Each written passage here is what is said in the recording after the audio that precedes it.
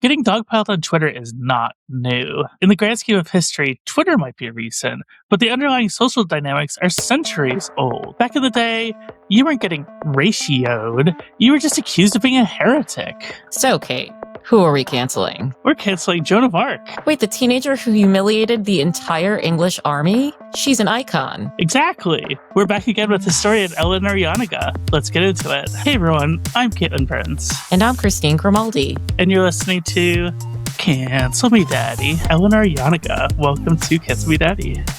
Ladies, welcome back, I should say. It is very difficult to keep me away, apparently. Well, the people demanded your return. So, you know, we are all about Triumphal. The proletarian here, and yeah. That's right. The people rise up. They demand a bohemian overlord, and I answer that call. So it's fine. We are having you back because, first of all, I think our last discussion was really great about how we put modern day cancel culture in more of a historical perspective, right? Like the roots of this stuff are deep. They're not, this is not a new phenomenon. And we wanted to have you back to talk about heresy, which I understand is one of your specialties. It is. I find it fascinating. Probably because my ancestors are Huguenots. Some of my ancestors are Huguenots. So okay. I have that sort of New Paltz, New York connection here. After we had that discussion, I was looking at like medieval heresy as like a form of cancel culture in itself. And it was slightly different from what we talked about before. Like before we had the execution, excommunication, and I forget the third E that we came up with, but it was basically like banishment or like being confined to a castle. Exile, right. That's what it was. But what is heresy, first of all? So, to be honest, and this is going to sound flippant, but it is absolutely true. Especially in a medieval context, heresy is whatever the church says it is. Great. Like, they will know it when they see it. No problems there, I'm assuming. Yeah. And to that, a certain extent, that means that there are wrestling matches over these things. So, for example, in the early days of Christianity, right, in the late antique period, what is now a heresy, the Arian heresy, was oftentimes more common than Christian Orthodoxy is now. So, and the Arian heresy obviously being the idea that there is basically a hierarchy within the Trinity. So God the Father is number one, Jesus is number two, and the Holy Spirit is number three, right? Whereas eventually you have a Trinitarian approach emerge as doctrine. And so therefore, then if you think that the Trinity has a hierarchy, then you're a heretic, right? That's because the church said so. That doesn't mean a lot of people didn't believe it for a really long time. Took the church a really long time to decide on that one. Yeah. And it took a really long time for them to crack down on it because obviously in the late antique period and in the early modern period, there isn't kind of like the capital C church in the same way that you'll end up seeing one in, for example, the 14th century. It takes a really long time for the church to get going as the legalistic juggernaut that it will become. And so in the earlier Middle Ages, it's just kind of like a guy in Rome going, guys, I am so fancy. I'm not just the Bishop of Rome. I control all of Christendom. And, like over in Constantinople and Jerusalem, they're like, that's crazy, bruh. like the patriarchs do not believe that to be true at all whatsoever. So, it takes like longer and longer for these things to kind of drift apart, longer and longer for the church to do things. And eventually they get there, by generally we tend to say the 11th century, things are really rocking. They've got, lots of canon lawyers. They've got a really good way of controlling things. They have lots of legal strictures on the books. And that's when like Mr. Legal Church exists. So it can be a little bit difficult because I think sometimes because we live in the modern world, right? Yeah. People will think that this means that like the church lives under your bed and there's like church cops. Church cops, yeah. That are like coming for you. And, if you have sex on the wrong day, which is most of them, then like you're going to get arrested by a church cop. And that's not how it goes. It tends to be that you have to be a part of a really large movement that's got a little out of control. So they'll do something like call a crusade against you, like the Albigensians. Or you've got to be a super prominent heretic. Yeah. where you're threatening to get a new movement off the ground. And then that's why we become aware of you. Like there's probably heretics crawling out of the woodwork all over the shop, but the church can't do anything about that, right? Ooh. There lots I'm of already plotting now. Right? My own little heretic movement. Listen, I'm telling you, they're going to be able to do very little about it now. So you're fine. It'll be good. You could start one now. It'd be cute. But yeah, there's church doctrine, and they'll kind of decide if what you're saying is against it. I kind of want a TV show called Church Cops now. Oh, that would be so good, actually. Yeah. I want we have to have like a good representation of different kinds of like very Catholic backgrounds. It's like, I want a Brazilian priest. I want a Polish priest. I want a Mexican priest. I want a Filipino priest, and send them out. We have to figure out a way to make Sean Bean die again. Well, he does die in every movie. So, speaking of legal structure to the church and heresy, I think the most famous example of this is probably Joan of Arc. Although maybe I'm wrong about that. I don't know. Okay, so this is one of these things that not all historians agree on. Okay. Because we look at the documentation on this, which is voluminous, and we don't all come to exactly the same conclusion. Okay. What I mean by that is this. Okay, so when Joan of Arc gets arrested, she gets arrested by the Bishop of Beauvais, and that is because she gets arrested kind of over what should be his area.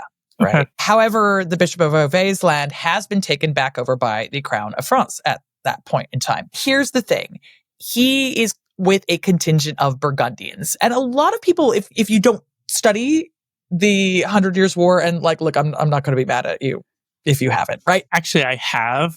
Thank you very much. Thanks, Katelyn. Good. I'm glad you did. I will just think it makes you cool, to be honest, if you have. I'm not going to be mad at you if you haven't. But, now people just go, oh, it's France versus England. That's what it was about.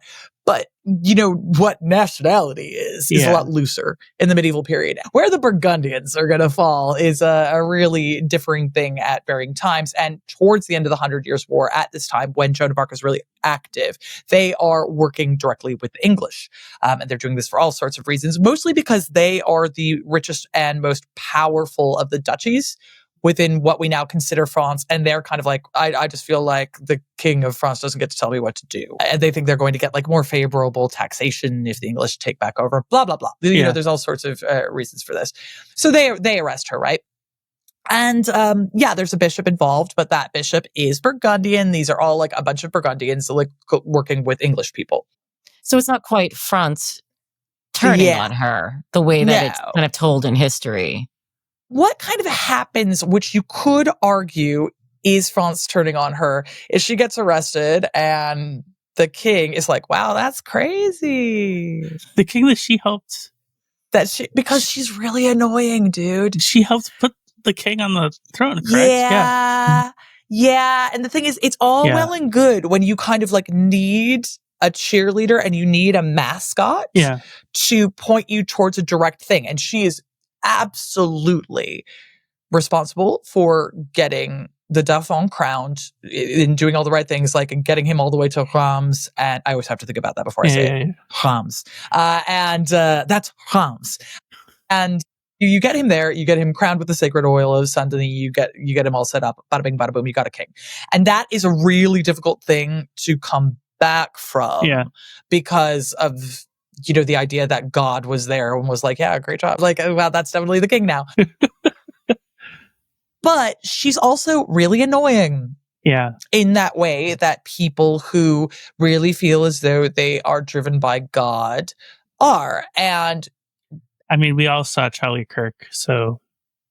Right. Wait, did I just compare Joan of Arc to Charlie Kirk? Because I don't want to do that. He would like that, yeah. So I don't know. Yeah, okay, no, not at all like Charlie Kirk. Let's strike that. Strike that. Strike that record. The record. But so she wants to push ahead, right? And the king is sort of like, yeah, that's cute, girl, but we need to kind of get our troops back in form. We need to sit down and we need to really think about what the best course of action is for the next thing. And she's like, actually, I'm chosen by God. Goodbye.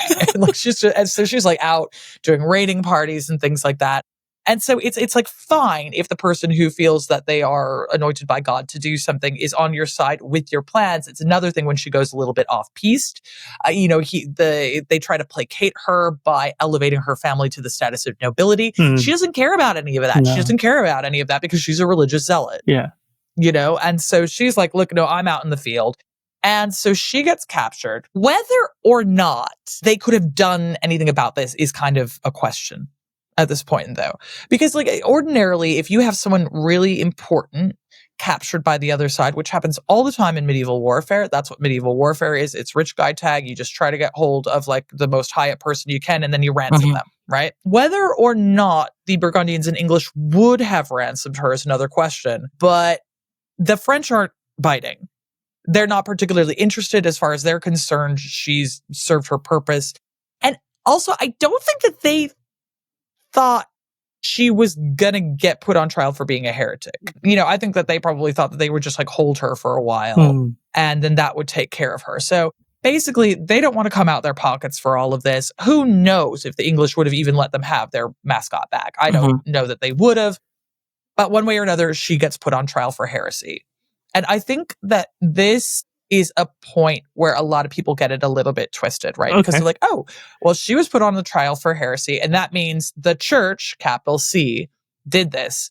Maybe they didn't know what was going on in Rome at all throughout this whole thing. This is like, the way I read the amount of information we have about her trial very specifically is, yes, everyone involved is being very by the book. I'm saying this in air quotes, right?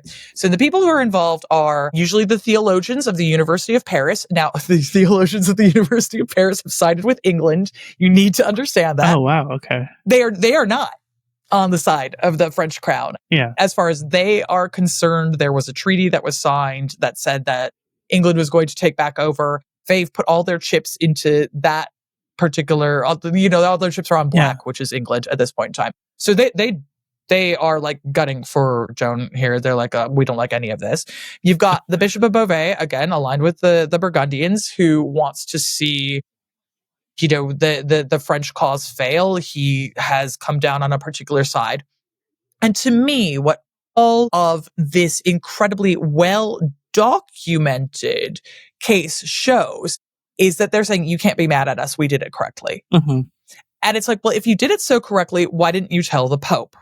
And now the answer is technically because Joan was arrested by the Bishop of Beauvais and she was doing heretical things within his particular area. He can put her on trial for heresy. But ordinarily, high-profile heretics are going to get flagged up to the Pope. And like I've seen this repeatedly in my work. I work on this particular 14th century preacher, Jan Hus, and he gets tapped for heresy in his diocese. And he says, I don't think I'm going to get like a particularly fair trial here, / the people trying to get him in trouble are like, I think that maybe everyone in Prague likes him too much. So he gets flagged up to Avignon and he has to go over to see the papacy there about it. Totally super normal. To me, not telling the Pope is like you're keeping it on the down low, right? Like you're keeping it hush hush. Technically, they don't have to. But the Pope does not know about this. And I think that is incredibly important, because the Pope doesn't have a side in all of this. And obviously, there is a political bent to the situation. And ordinarily, I would expect something with this much political resonance to go to the papacy because in theory, they are an arbiter that is at least a little less involved. Yeah. So to me, it smacks of going behind the Pope's back. Other people, they don't feel that is the case, but I'm hardly alone in my reading of it. So what was the specific charge against her, and was it kind of bogus? Well, okay, so there are several, right? And the thing is, she's actually like really good at church law. It's very funny. Like her. I mean, I'm not surprised. She's like, zealot, actually, no, you can't charge me with this. Well, it's not quite that, but it's like she's very clear if you read like the depositions is very clear that she knows when they're trying to lead her into particular things. So, for example, they'll ask her about her visions, right? Because so she has visions of St. Michael, she has visions of St. Catherine. And they're always like, yeah, but did you see them? Did they come and touch you? Or did you see them physically? And she's like, I saw them in my heart, girl. Which makes it fine, right? There's a whole really interesting line of questioning where in the little village she's from, which is called Domremy, there was like a village tradition of they go out to some old tree and dance around it. And they say it's like a fairy tree. And, and then they're like, we're out there at the fairy tree, girl, were you out there doing fairy stuff? And she's like, well, I mean, I knew about the tree, but I didn't do nothing down there. Wow. I saw the tree. Yeah. So there are all these questions like that where she's very clear on it.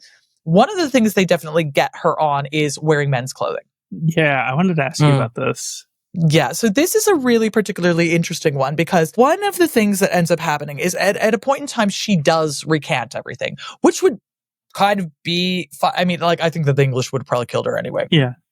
After that, but the church couldn't have done it. But at a point in time, she's like, yeah, okay, fine. I'm a heretic. I recant. They put her back in women's clothing. And then she kind of shows up the next day and is like, psych, I'm back in men's clothing. And also you're all bitches. And I was just feeling weak. And like, I realized that I shouldn't renounce my faith. And so here's the thing. Now, some people read this as, oh, they took her women's clothing away. Some people read this as they left the men's clothing with her as a specific temptation. I think it's somewhere in the middle. I think that she was being treated kind of like okay. And she just had her stuff with her. And some of her stuff was men's clothing. I don't think that they are particularly mad that she put it back on because they're like, awesome. Like that is something concrete. We can nail her to the wall on. She said she would stop doing this. And I know that sounds wild to us now. And indeed it is wild. It's wild to be like, we're going to kill someone for heresy because it's a woman and she's wearing men's clothing. I mean, but listen, I'm trans in America in 2025. This is not right. Yeah. This is not completely foreign to me, actually.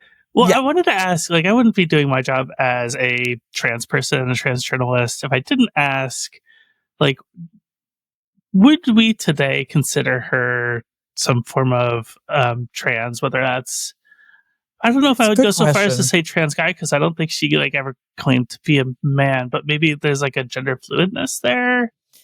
I think I think that there's kind of like something to that because of the way that she, like, I mean, the wearing men's clothing is unusual. It's unusual for the period. Occasionally people will do it because they think it's kind of sexy. Or like a lot of people are doing it just because they're trans, and then sometimes it'll be like, oh, there's a big tournament and all the women dress up like men and the men dress up like women and then they're all making out later and to them that's sexy, That sounds like Saturday night. Yeah, exactly. So it's like, it's a great time for everybody. She's an interesting one though, because a big thing that she leans on all the time, like she refers to herself as La Pucelle, which is like the maiden. Okay. And she's constantly going on about how like she's never banged, and she's constantly like playing up this maidenhoodness, which to me is quite femme. Yeah, but I think that there's something there, and it's kind of like within our kind of like girl. It seems she they look. It's screaming she they, right? Because like on the one hand, she's like, yeah, I'm a girl, and on the other hand, she's like dressed in armor. Yeah. With a sword, so it is kind of like one of those interesting ways of relating to gender where she is talking about her femininity at times, but it's something that she isn't portraying. And now there are any number of reasons for this. So, like, one, it could just be a safety thing. Yeah. Looking more like a man when you're surrounded by men in the army could be helpful. Yeah, I mean, if you're in battle, you would kind of stick out if you're wearing a gown or whatever. Yeah, and that's the thing is, it's like a girl's on the sitting on the not sitting on the silence. Girl's in the middle of it, like holding her little sword and holding her banner, going France, allez le bleu, and it's like you're gonna ruin your dress out there, girl. So like this is just kind of smarter. Yeah. So I do think that there is something really interesting and gendered going on there, is what I would say. But because she talks about her femininity, it's like, And I'm also not one of these people who are like, oh, we should project modern conceptions of transness on people in the past. I wouldn't say that she's trans, but she was like, of the time, was gender bendy, maybe. Oh yeah, I mean it's definitely in there, and to a certain extent, that's what they get her on, right? And more particularly, and one of the things that you're going to see repeatedly in heresy cases, if people are then actually put to death, it's because they're specifically given a chance to recant and knock all that off, and they refuse to. Okay. So that's an ongoing thing. Like the church will usually be like, bro, I think the fuck not. And then you can go, oh yeah, sorry. Like we see this, for example, with Abelard of Abelard and Eloise fame, where he gets done for heresy and he recants, even though he's bitter about it for the rest of his life and says that it wasn't really heresy, but he doesn't want to get killed. Sure. So he's just like, yeah, fine. Now, Joan of Arc's a little unique because there was a retrial after her execution. Yeah. She was burned at the stake, right? She was burned at the stake. Yep. So this is an important point too. A lot of people get confused, for example, about which executions. Witches aren't burnt at the stake, babe. Witches are hung. Yeah. Right? Like this is a big thing. Heretics are burnt at the stake. And heretics are burnt at the stake very particularly to keep people from coming and taking their body parts and using them as relics. Oh, interesting. So people who still think Joan of Arc is a saint, if she had been killed in some other way, they might go find her body and be like, I've got Joan of Arc's hand. I've got Joan of Arc's foot, and then there would be a religious cult around that. You burn heretics, and then so in particular, she's burnt at the stake in the old marketplace in Rouen, and then her ashes are taken down to the Seine and thrown in the river. And that is pretty standard for heretics of this level. But there's a retrial. Her mother does not let this go, which is awesome. And, the English never really get their sauce back. Like, this is really the turning point. It's sitting around for another couple of years, but they never really do much of anything again. And eventually, her mother goes to the papacy and is like, what the fuck? And the Pope is like, what the fuck indeed? Actually, seems weird. Seems a little weird. And what the fucketh?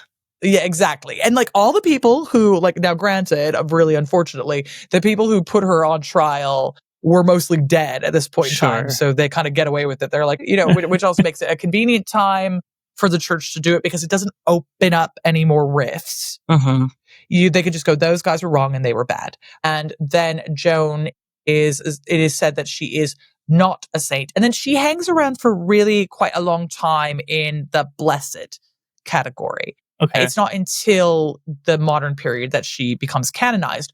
But that is something that, the French, especially when we have increasing ideas of nationalism, they really kind of hang everything on her. So, now that to the extent that there is a contiguous France, like all of these places, now like Rouen at the time, they're like, baby, we're Norman and the English own us. So, I mean, I don't know, right? Like, but there's lots of monuments to her if you go around Rouen today. Yeah. If you go to Orleans, bro, it's like Joan of Arc Central. It's like there are like little brass plaques all over the street. Like if you're crossing a crosswalk, it's made of these tiny little brass humps that have like Joan of Arc in them. Oh, like wow. Orleans are not playing about her. There's always there's a Rue Jeanne d'Arc everywhere. And so there's a water closet somewhere and they're like, Joan of Arc pissed here. Yeah. Like 100%. Like I went in Orleans, like this house where they're like, this is where she stayed. She stayed in this house. And I was like, cool. And it's like a library to her now. Very, very cool. But, basically like her canonization takes place after the real birth of nationalism and boom of nationalism that we have in the 19th and 20th centuries. And so that's when she kind of completes the cycle. And now she's the patron saint of France, along with like Louis and Saint-Denis and all of those things. So, they got a lot of them in France, like they're a real saint heavy country. So, yeah. The joys of staying Catholic during the Reformation. Like we could all have a cool saint like Joan of Arc, but no. So, what lessons can we pull from that period to think about cancel culture in modern times? Well, I think that one of the things that is important to note here is that it depends on who you're asking, right? So, there are groups of people who will say, yeah, this person is cancelable. And also, it just takes people who are nominally on your side not showing up. Right. And so, yeah, okay, like, look, sometimes people are annoying, but you gotta ask yourself, is it worth it? You know, like, you might be annoyed, they might have rubbed you the wrong way, but you do sort of have to show up and go, come on, guys, this is not it, right? And it is that lack of solidarity that can lead to these things. I think also it's an important thing to kind of keep in mind. In the eye of the storm, in the eye of a storm of cancellation, it can seem like, oh, well, all is lost, but that can get rectified in a couple of months and everyone can go, actually, that was kind of wild.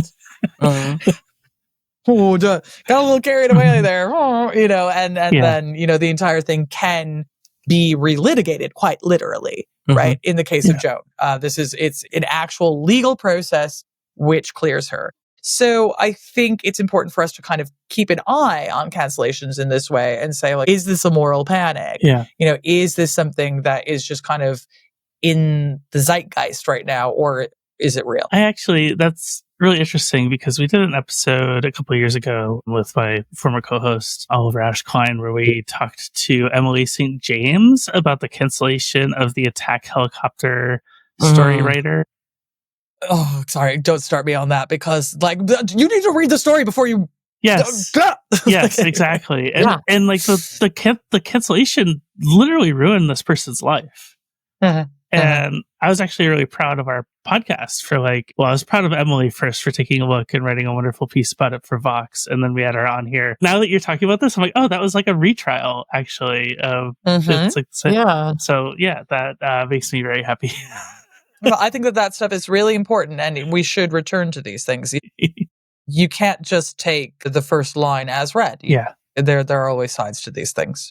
Joan of Arc is very special. Now we move to, pre-Risorgimento Italy. So before Italy was Italy, to Giordano Bruno versus Galileo Galilei. Two big names. I'm less familiar with Bruno than Galileo. Yeah, Galileo is the one that kind of gets all of the attention. He is mononymous in many ways. Exactly. I didn't see the Indigo Girls ever write a song about Giordano Bruno, but they still could. Ladies, step up to the plate. Let's go. It's an interesting one because this really shows us how public imaginations coalesce around certain figures as opposed to others. Giordano Bruno, a little bit older than Galileo. So these are both men of the 16th century through and through. But Giordano Bruno gets kicked off a little bit earlier in terms of his work. And he is one of the first people to start really pushing forward what we call the Copernican model of the universe, which is the heliocentric version, right?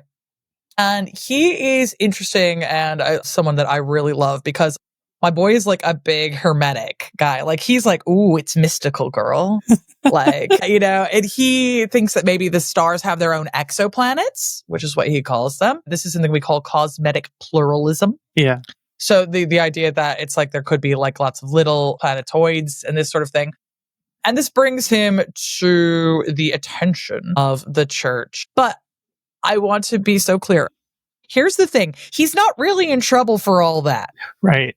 He is in trouble because he says that there is no such thing as eternal damnation. He doesn't believe in the Trinity. He doesn't think that Christ is divine, that Mary was a virgin. And he also doesn't believe in transubstantiation. Right? Oh, the big one. Like, what are they supposed to do with that? Right. This is the thing. So it can be really popular in a 21st century way of looking at this to go, oh, the church canceled him because, all of his like Copernican beliefs. Maybe that's not what happened, right? And one of the things that I think is always important, like whether you're talking about Giordano Bruno, whether you're talking about Galileo, is to say, okay, and the heliocentric universe, what do we call that? The Copernican model. Right. Nicholas Copernicus wrote this in 1543, and my man died just fine without the church getting mad at him. Right. It's not usually about the heliocentric model. Yeah. There usually is something else. Giordano Bruno, unfortunately, was simply too fucking cool.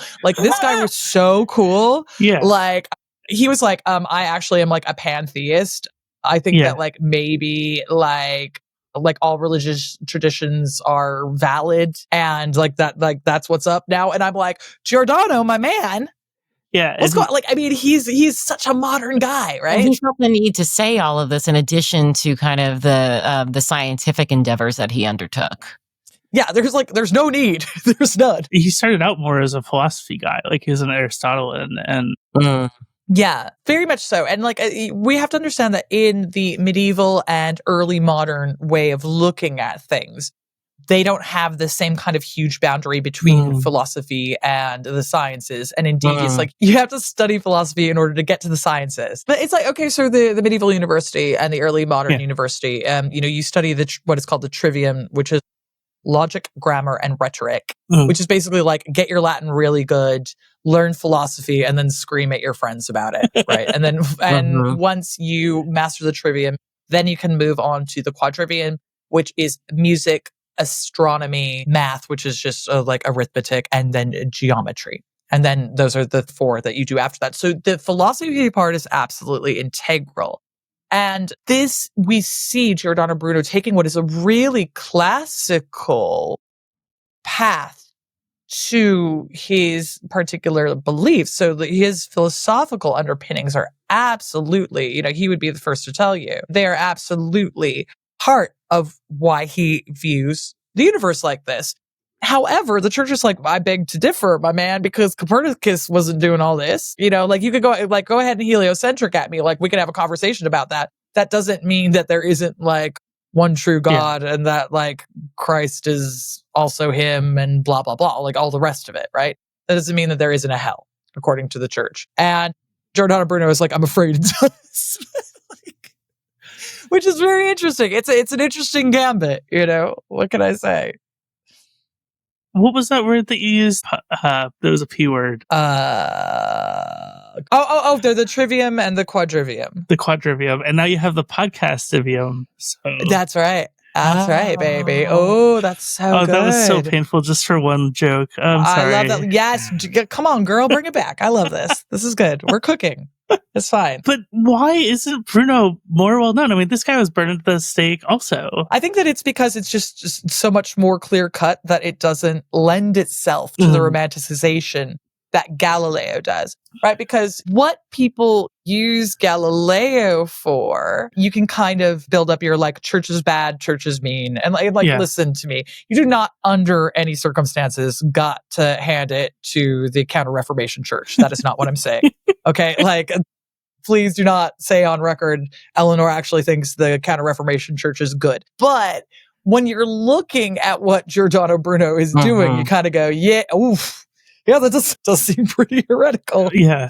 Like, Protestants wouldn't like that either, to be honest. Like, if you send old Giordano over to the German lands, and he's also going to get himself in trouble because you can't just go around saying there's no divine God. Yeah, right? that actually happened, I think, from what the quick research I did before this episode. I think he did go to Germany and get condemned by a Protestant That's right. bishop. Yeah. So it doesn't get to do what people, like specifically within American society, but like in Protestant societies more generally, what people want to do with Galileo is go, see, and this just shows that the church is, awful and out of control and they condemn science. All you got to do is look at Giordano Bruno and you go, oh no, my boy was wilding out. And that doesn't mean he wasn't right, and it doesn't mean that I think that he should have been condemned, obviously, one way or another. But Protestants treated him exactly the same way. So you don't talk about him because he doesn't give you this nice, neat package. Gotcha. Punished for truth, in this way that he seemed even undervalued in life because apparently he lost out on a job to Galileo, like a professorship of mathematics. So even in life, he wasn't as valued. No, that's right. And it's because, he is completely unwilling to keep it on the down low. Yeah. Like, homie is 100% looking to find the hermetic secrets of the universe, right? He is 100% out here conversing with other people who consider themselves to be magicians. So, for example, like he is conversing with John Dee, who is the court magician for Elizabeth I. He is also arguing with people. So, for example, he gets in these like long polemic battles back and forth with particular people in Oxford, places like that, the Archbishop of Canterbury. So he's really pushing, and he's really pushing the limits of debate, which again is kind of the classical medieval and early modern way of looking at philosophy. Is this debate, having arguments, is like the rhetorical idea of constantly refining things through debate is a huge part of this. So he's engaging in all of that in thinking that he can change people's minds, but he can't because it's the 16th century. Right. He would really like the 60s, I think. Yeah. Yes. The 60s. Yeah, it would have been perfect for him, actually. Do you know what? Like, I could see him in the 20s. I could see him in a kind of like Crowley vibe. That's true. Yeah. For sure. For sure. He'd be an incredible shitposter on Twitter these days. 100%. Oh my God. And he would kind of, in some ways, infuriate me, and in some ways, I would love him. Like Giordano Bruno is such a real one. And I actually think he's he should be better known because he's so fucking brave. Like, this is real. I will go to the mat on this, on my beliefs. And for something that I think is incredibly modern, being able to say to the church, yeah, I don't think that is real is very brave. And he was willing to die for it. So, because, they gave him a chance to recant, and he was like, not a chance. Right.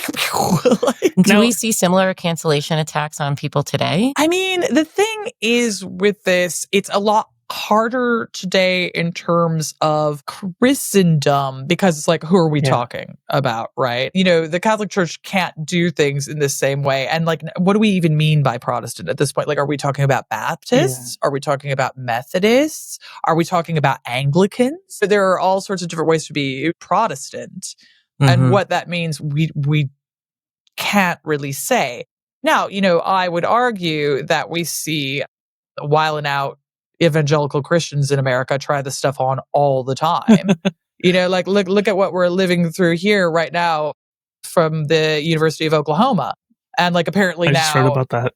Like, now you get in trouble because if a chick who's a Christian writes the worst essay I've ever read in my life, oh my God, for her junior year psychology exam, it's like against the law to say this essay sucks and is dog shit, right? Which is like, our entire job. And it's like, but of course, like if your prof is trans, help yourself. You actually just have to give that little Christian an A.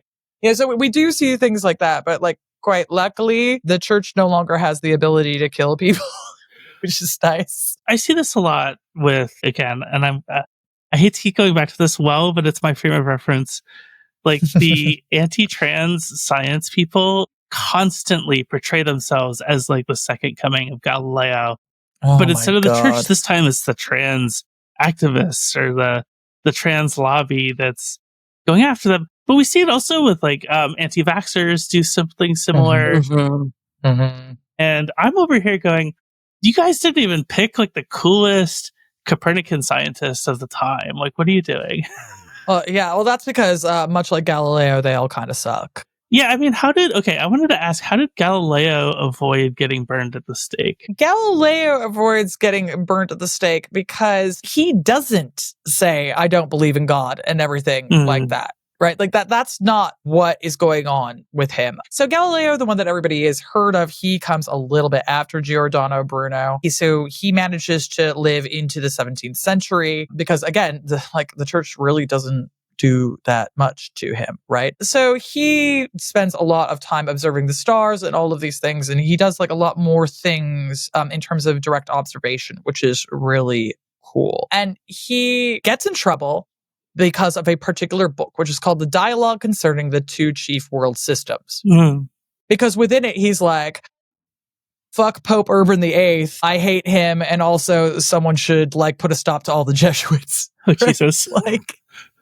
And so like, this is the thing. So people say that Galileo gets in trouble with the church because of the heliocentric universe. Again, I cannot stress enough how Copernicus, who came up with this, is fine. Right? Galileo is personally unpleasant. Yeah.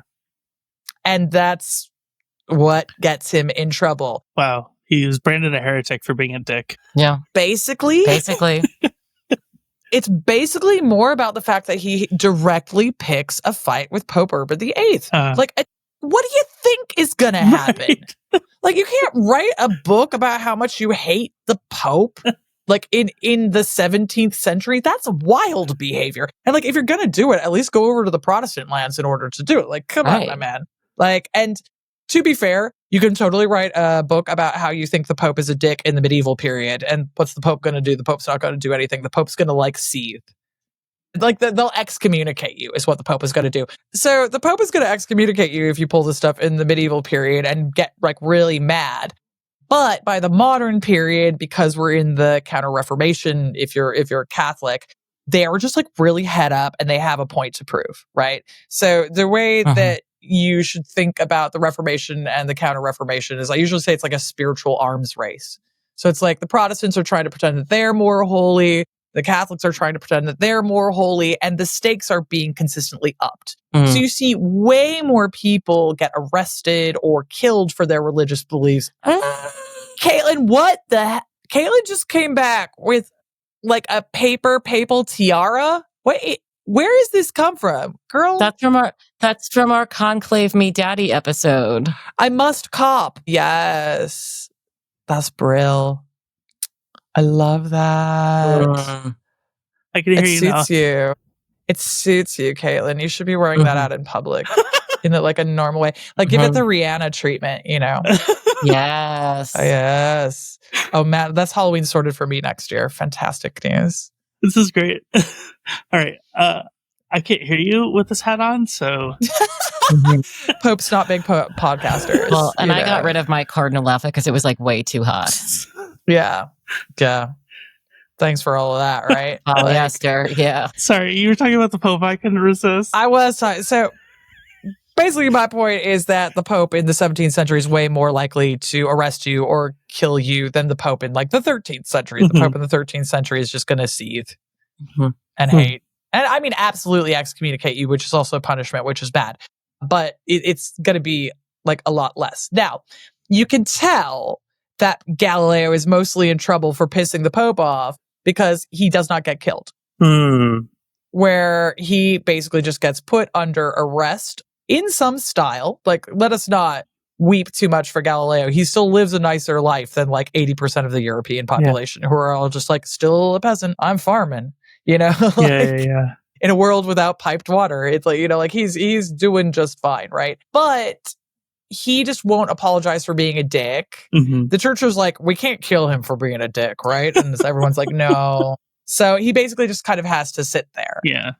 But then in that time, the legacy of Galileo becomes something completely different. Like, the legacy of Galileo becomes like persecuted for the truth. In the meantime, we begin to see science and religion as diametrically opposed, which is a very, very modern way of looking at the world. You know, you've got to understand that, like, up into and including this period, the church are one of the biggest backers of scientific thought at this point in time. They're the ones paying for natural philosophers to do their thing. They're buying any number of telescopes. They're looking into all of these things. So they are the ones who are paying for a lot of it. And it really, really isn't until the 19th century that things start getting a lot more sticky. Yeah. In terms of people seeing science and religion as enemies. And so then the way that people begin to talk about Galileo is such that it tends to look at him as like a daring truth teller. Whereas really he was just kind of, again, personally unpleasant. Once again, it's the Victorians' fault. Oh God, it's always the Victorians. Listen, if it's like any kind of like vaguely medieval or early modern character who has been thought of the wrong way, the Victorians did it every time. So, like, I'm so bad because I'm like, and you shouldn't go around saying that all medieval people are stupid. That's like a really bad way of looking at the world. But I'm like, Victorians are dickheads. Like, every last one of them. That's right. Okay, so I think the verdict here is Bruno, really cool guy, should be remembered. Galileo, huge dick. Just a dick. Like, I mean, listen, if you were like, yo, you can like go drink a bottle of wine with Bruno or Galileo, it's Bruno every time. Every time. Yeah. Fascinating stuff. I love this so much. Like, recording your episodes are by far my favorite. They're the best. Well, we you know love why? History is the best. It's That's true. why. It's true. And also, you can judge everyone and no one can get mad at you. Well, That's I mean, true. historians will get mad at each other, but I'm going to talk shit about Galileo all day long. I'll see you in hell, buddy. We don't have to do a legal check on Galileo because he's not coming back to sue us for libel. That's right. Yeah. I don't know if you saw, we actually did a whole merch line based on that episode. I did see. Yeah. It was fun. I got very made fun of by a lot of my friends who were comping. And folks can check that out at cancelmedaddy.store. I wanted to switch gears a little bit and talk about, I think, maybe one of your faves. Is this one of my faves? Yeah. Jan Hus, who I only know about because I play Paradox games. Yeah. And it's really difficult to form a Hussite Holy Roman Empire in that game. I try so hard, though. It never works. Okay, so I've managed to do it once, but it's because I made Big Bohemia first. And I made a Bohemia so big that it went from the North Sea to the Mediterranean. That's and incredible. I also forced everyone to become Czech. That's incredible. Oh my God. I forced them all to learn Czech, and then I did it. So that's how. Yeah. So give us the TLDR on Mr. Hus over here. It's like, I'm going to go fire up the Paradox games. Okay, so the TLDR on my good friend and soon to be yours, Jan Hus, he is a theologian and philosopher in the late 14th and early 15th century. So he is working at the University of Prague. Mm-hmm. And he gets really into lullardry. So, over in England, you got John Wycliffe, who's coming up with a lot of theories. So John Wycliffe doesn't believe in transubstantiation, which is where the body and blood of Christ becomes Christ's actual body during the Mass. He instead believes in consubstantiation, which is that they exist simultaneously. It is bread and it is wine and it is Jesus' body and blood at the same time. That's a big thing. Okay, so I look at that and I'm like, who cares? Yeah. Jan Hus also, so he's got a lot of problems with you people, right? And primary among them is that he thinks that ordinary people are not receiving adequate pastoral care. So he, for example, wants to see the Bible translated into Czech. He is doing a lot of praying in Czech instead of in Latin. And you got to understand that at the time, what would happen when you went to Mass is the Bible would be read out in Latin. You have an Old Testament reading, a New Testament reading, and a Gospel reading every Mass. That would be done in Latin.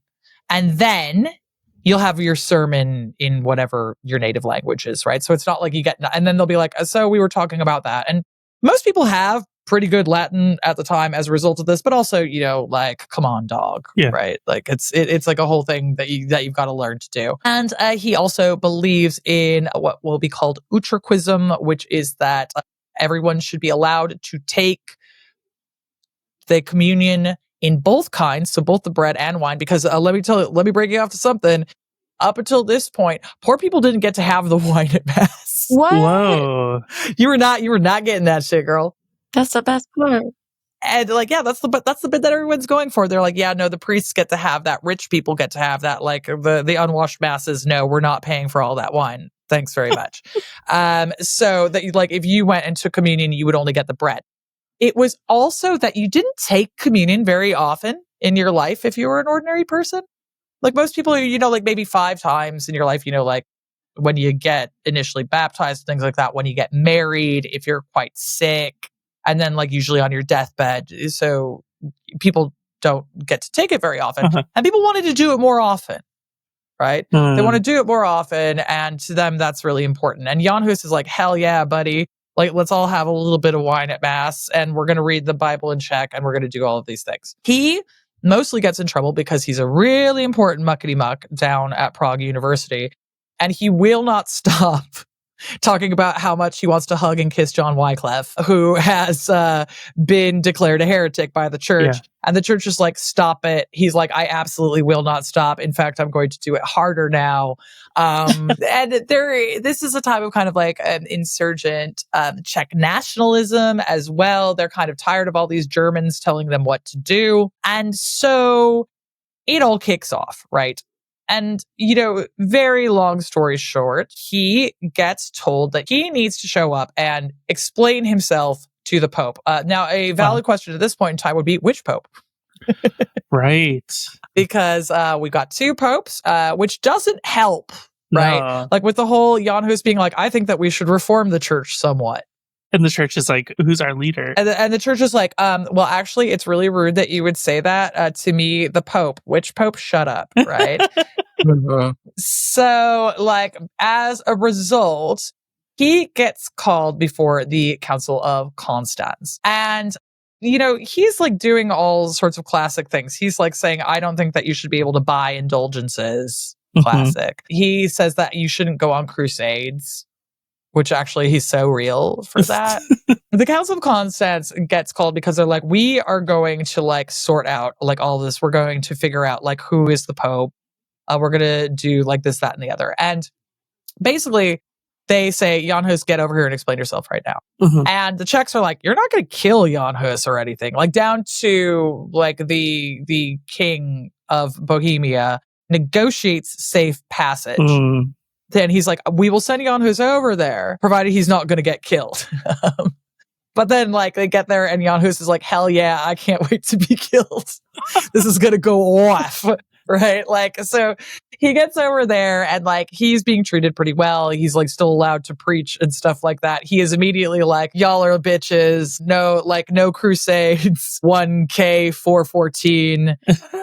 You know, like you're all raggedy, no more indulgences. I just translated the Bible into Czech right now. Right. And they're like, wow, okay, Jesus. And then he gets like arrested, treated not particularly well. And he gets put on trial. They bring like 39 sentences of them. But basically he says, look, I am not going to confess, because they say you need to confess 4 things. You erred in these particular things, that you renounce them in the future, that you recant them, and that he believes the opposite of these. And he's like, well, I don't know who told you I would do that, because I absolutely will not. And he's like, and also, I was right. Also, I never said what you said, and I can't wait to die. This is actually going to kick ass. And so they're like, okay. And he specifically gets taken out, and they're getting ready to burn him at the stakes. They put a little papal tiara on him, but instead of like it looking like a papal tiara, it is painted with little black demons. Oh my god. Oh my god. Which I'm all like, work. Honestly, work. And they chain him up to that. For this. Right. Yeah. Indeed. Like that's the thing, is I'm just gonna turn it inside out and put the demons on it. It's fine. It's fine. And then they're like, okay, how about now, bro? You're on the stake. And he comes out, good quote. He says, God is my witness that the things charged against me I never preached, in the same truth of the gospel which I have written, taught, and preached, drawing upon the sayings and positions of the holy doctors. I am ready to die today. Oh my god. And then he does. What a and then baller. he does. You know, like, I mean, it's so balling, right? And that he absolutely gets burnt at the stake. Yeah. They throw his ashes in a river. Stop me if you've heard that one before. And basically, the Czechs go insane. Yeah. They're like, that was our boy, though. And like, so it's very interesting, because basically the church is doing this because they're like, we need to calm the Czechs right the fuck down. Yeah. And you got to understand that in the late medieval period, Bohemia is one of the most important places in Europe. It's part of the richest kingdoms. They have like tons and tons of silver mines. They are incredibly influential and important. And them kicking off, they're like, we do not know how we're going to put a lid back on this thing if they kick off. So, like, I know, we'll just kill Jan Hus about it. And the Czechs are like, it's already done, bro. Like, we are already Hussite. And so when they do that, they're like, okay, well, I guess we're not Catholic. Ooh. Yeah. And the entire country just is like, yeah, we're no longer Catholic. We are all now various flavors of Hussites. Now, there's factions within that. Like, the people in Prague, pretty boring. They're like, I don't know, like, I think that probably we should do the Bible in Czech, but like, we still get to be quite fancy, right?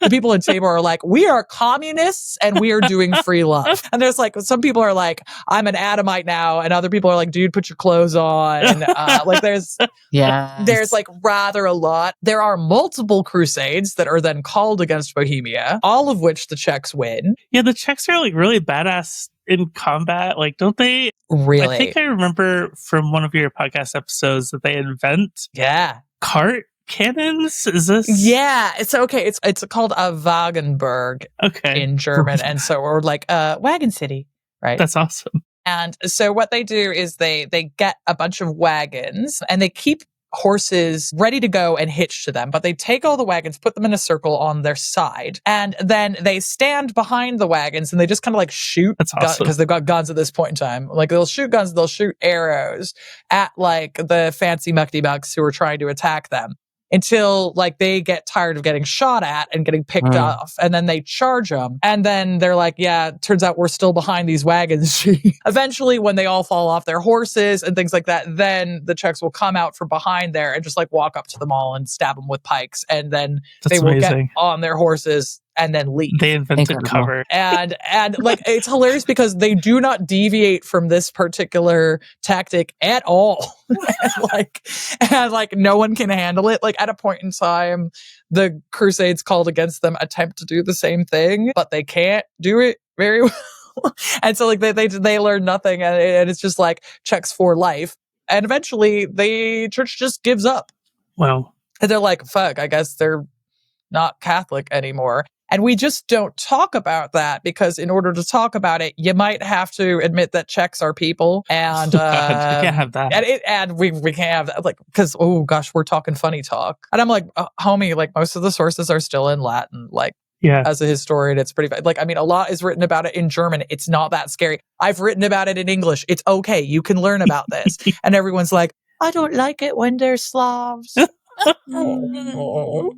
Like everyone acts like Martin Luther did something. Martin Luther, all he did was look at, he copied Jan Hus's homework and then like hid instead of like, he didn't have the courage of his convictions to get burnt at the stake, whereas Jan Hus did, right? Like that's all. Like, that seems to be a theme, really. Who has the courage and who doesn't to be a heretic. Exactly. So, and the cool ones always get killed. It's always Jan Hus. It's always Giordano Bruno. And our girl Joan of Arc. Yeah. The cool ones get killed. Heresy is solidarity. You goddamn right. I'm stealing that. I think that should be another shirt, Kate. That's a shirt. That might be a shirt. That's a shirt. That's a shirt. That's a shirt. I was also thinking a shirt with a picture of Galileo with kind of a dick underneath. Dick. Oh my god. You'll have to check the shop to see what we cook up on that one. Yeah, we're going to have some fun. Kind of a dick. Yeah, I mean, Hus is an interesting guy. I mean, he was the Reformation before the Reformation, really. Yeah, really. Or did the Czechs consider that their Reformation? Yeah. That's the Czech Reformation. And, they do it. It takes, I'll tell you what, the Holy Roman Empire comes down on them hard during the Counter-Reformation, and very many people will be killed about it in order to turn it back to Catholic. And it's a terrible scene. Yeah. And that is why the Czechs are the least religious country in Europe, certainly, if not the world today, where they're like, no thanks, I'm great. Did they eventually turn back Catholic? They do turn back Catholic in the 17th century, but it's like at the barrel of a gun. Yeah. Like the Habsburgs are like, let me tell you something. I will kill all of you people. And they really do. And then Napoleon shows up. And the Czechs are kind of like, fine. Austerlitz is in Czech, that's Olomouc. That's just Olomouc, bro. Calm down. Oh, yeah, that's true. Yeah, so. Yeah. Which is a cracking town, by the way. Is it? You can have a really nice time in Olomouc. Yeah. Unsung Czech city, Olomouc. I was going to say, you really come alive when your unbridled Czech nationalism comes through. Yeah. You know what? When I do nationalism, it's cute, actually. So everyone else shouldn't, except when we're talking about the beautiful and proud nation of Czechs, in which case it's good. Yeah. How do we tie a bow on all of this? So we've spent the last hour talking about heresy. Is there a correlation between things that happen today? And it doesn't necessarily have to be, I think, in modern times, the church, right? Because the churches play a different sort of role in Western society. But do we see a correlation for the way that heresy was weaponized? Do we see a correlation nowadays? Yeah, I think that we don't get to really see heresy such as it is anymore. But definitely we do see people attempt to rein in anything radical by kind of coming back to religious tropes and essentially trying to call the church cops, whether or not there are church cops, to call. There are still rather a lot of people who would like them. And I think one of the things to kind of think about in the heresy context, if we're thinking about heresy as a form of cancellation, is all of these things are going to be thought about again later, at a later point. You can always come back to all of this stuff, right? And so a thing to kind of keep in mind is you may as well go down swinging. Because, like, fundamentally, Joan of Arc goes down swinging. She's a saint now. Like, she won. Like, as far as she's concerned, right? Jan Hus goes down swinging. As far as he's concerned, he won. Like, he kicked off an entire Reformation. He is considered a saint within particular forms of, like, for example, the Moravian Brethren, places like that. The church kind of had to apologize about it. Wow. Certain things like that. Giordano Bruno, I don't think he cared. All you have to do is look into him. And so we talk about Galileo like he survived, but the things that he's praised for are not actually the things that he was in trouble for either. So keep in mind, I think, anytime someone is being canceled, this is one of these times where you need to look into what is happening. You need to figure out whether or not their persecution is happening as a result of, like, a collapse in solidarity, like as we see in Joan's case. Or indeed, like in Jan Hus's case, this was only able to happen to him because they took him out of his place of solidarity. Like, you couldn't come to Prague and say that. Right? Like, you're going to have to go over to Constance in order to pull that off. Like, that's not going to work. And, sometimes it just is actually better to have the courage of your convictions and, like, fully get canceled about it. So I think, though, like, when we tend to see the term, whenever it's like some right-winger saying that they're canceled, like on Fox, that's foolishness. There are, like, real-world effects when people get lambasted or canceled in particular ways. I do think that we have to be incredibly careful not to just get swept up in things, not to just get the headlines and then say, okay, well, this must be what's happening. Because if you get the headlines about Joan of Arc, I don't know, like, she's a cross-dresser who is hallucinating that she sees the Archangel Michael and blah, blah, blah, right? And go and look into it and you will find a little bit more. So I just think that these are important lessons to kind of take a look at. And they're important things for us to take a look at now, because if we don't pay attention to Giordano Bruno, for example, then what are we actually doing over here, like, in terms of cancellation, right? Like, we are culpable then in saying, this is a minor figure who doesn't need to be looked at. That should be the one that annoying Reddit atheists are all over. Like, that should be the one that they like, not Galileo, who still like wants to be Catholic at the end. So that's all. Like, I mean, go down swinging, baby. Like, go for the fences. That's what I'm all about. Like, I will never apologize, but also I've never been wrong. So that's fine. Eleanor, where can our listeners find you? So you can check out my podcast, Gone Medieval, where I do all sorts of medieval things all the time. If you want to hear all of that, but with, like, a lot more Marxism, you can also check out my podcast, We're Not So Different. But you can keep up to date with all of my nonsense at eleanorjanega.com. Thank you so much. It's a real pleasure. I'm already looking forward to the next one. That's great. I will not stop coming on this show. Yes.